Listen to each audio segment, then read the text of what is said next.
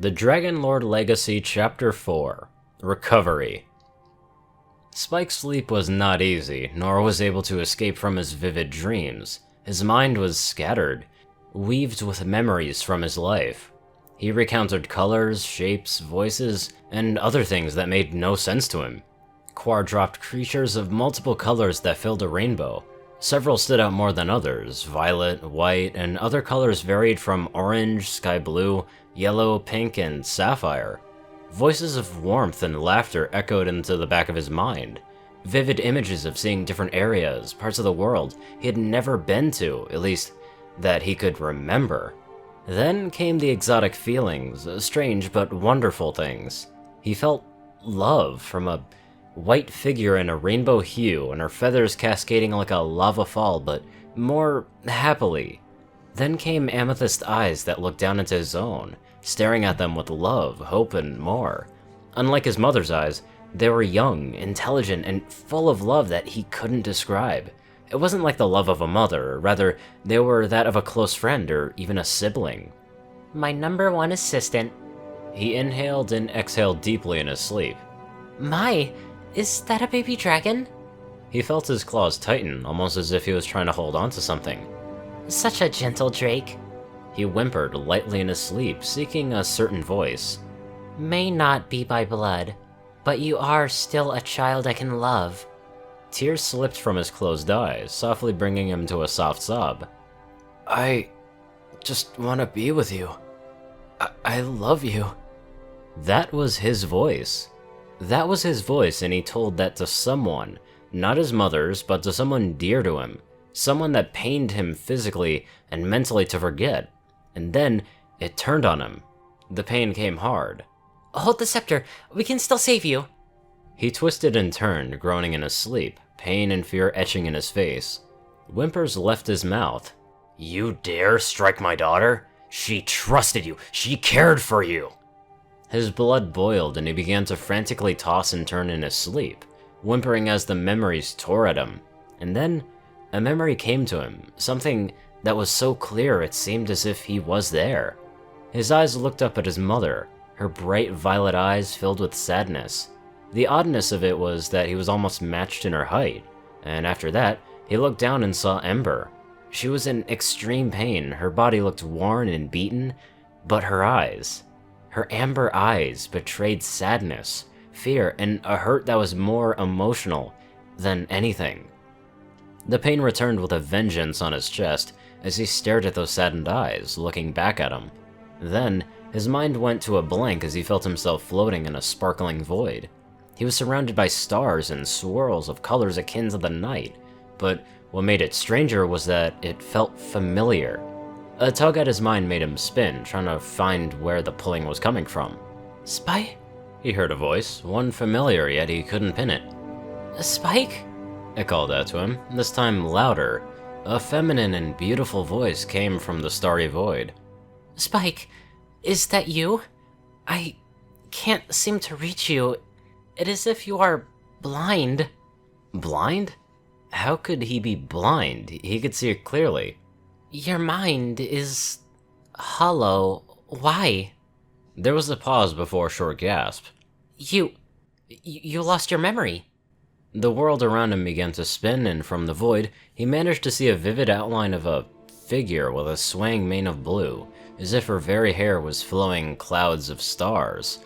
Are you Spike? Are you? He tried to speak, but his mind burned with obscure images of figures and creatures that he remembers not of. I'm sorry, Spike. I can't help you yet. Recover your memories and reach me out again. Suddenly he was yanked hard out of the starry void, and he gasped awake as he felt a burning feeling in his chest. In a painful growl, he shot up his head and released a massive fire from the bellows of his chest, shooting straight up into the cave ceiling and lighting up the entire cave in a bright green flame. The flame lasted for a few seconds, with pain mixing into his flames, until he stopped and groaned, collapsing over to his side, panting and fumes leaving his mouth. Tears fell from his eyes as he began to sob silently. He was alone. That he knew, for he could not hear nor smell his mother's nearby. They are out and probably trying to take care of their own needs or had other duties to attend to. So why did he have to suffer by himself?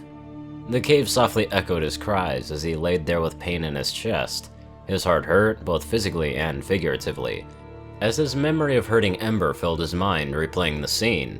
His mind was in turmoil, his body was aching from rapid growth, and he had just remembered a bitter part of a forgotten past. Then Ember came to him, trying to comfort him, hoping to provide aid.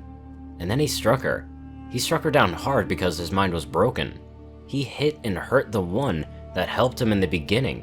When she was hurt, he felt the backlash of that.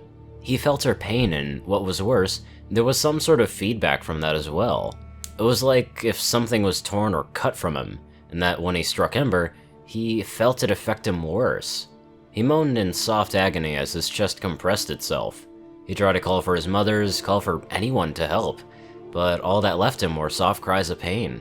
He didn't know how long he laid in pain. It felt like minutes or hours, but he knew that it continued on. For the briefest of moments, though, he felt as though he might slip and go away. His mind continued to replay terrible scenarios and vivid memories. Nothing deep into the past, but something recent prior to his coma. His arrival to the Dragonlands, his meeting with Torch up close, and the feeling of betrayal from Ember. Then came the true horror as he remembered being in the trials set by for elders. Torch, another dragon, and both of his mothers. Torch made him go through one of will over greed.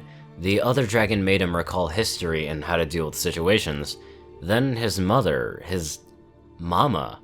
She did the physical aspect where she planned on hurting Spike. The physical attack being struck by her tail. The memory was so strong that when he remembered the physical blow, his chest throbbed and he gasped in pain as he relived the memory. The memory moved on as she continued to taunt him, forcing him to protect himself and attack. The final part of the memory is when he managed to attack her when she was on the ground and pointed a rock to her weak point on the neck. He could have killed her. He could have pushed it in and killed her. From there came the last few memories as his mother tapped into his brain and looked into his past. He couldn't remember all of it, but he felt her mind in his and how she was affecting him inside and out. The physical change as he began to grow, his body spasmed as he recalled each bone cracking or forming as he grew in height. His final memory was Eliensa unlocking something deep into his mind, something that made him snap. My special emerald. Mother? He managed to say through his teeth. It was the one who gave birth to him. He was in his egg, but he could remember that well enough. And then came the darkness, and screams of his mother, motion and fast blurs of colors, and finally came the reveal of the world as he saw violet eyes staring right at him. Twilight? Spike! Eliance and Cynthia ran into the cave towards Spike, where they saw him writhing and moaning in pain. My son! What is wrong? What has happened? Elianza cried out, moving closer to him. Spike didn't answer, or, well, couldn't. His mind was trying to piece together his past and present too quickly. I remember hurting. He paused as tears poured from his eyes. Ember. I hurt Ember. He then shook his head side to side. Why did you hurt me?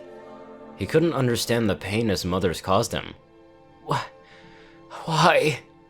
Both mothers were struck with grief as he remembered the pain he received from both of them. Cynthia from the physical aspect of the trial, while she broke his mind. They weren't even sure how to help him at this point. Even if he wasn't their blood hatchling, they loved him enough that seeing him in this pain was agony at their own hearts. It wasn't until they heard the screams outside the cave. Both dragonesses looked towards the entrance and saw Ember, along with her horde and even Torch entering. They didn't even wait for permission to enter as Ember flew past them, with a glowing bloodstone scepter and claw. How? Was all Elianza managed to ask. Ember, whom had pain etched into her face, ignored them both and quickly landed in front of Spike. She carefully placed a claw upon his face, shedding her own tears, as the scepter continued to glow. Spike? Spike? She asked in a voice of pain and sadness leaving her. Spike managed to open his eyes and saw Ember right before him. a beauty he never thought to look or feel more real than now. Her gentle brushing against his face slowly made the pain go away. His vision was starting to clear up and he could actually remember the reason why she was here. Ember?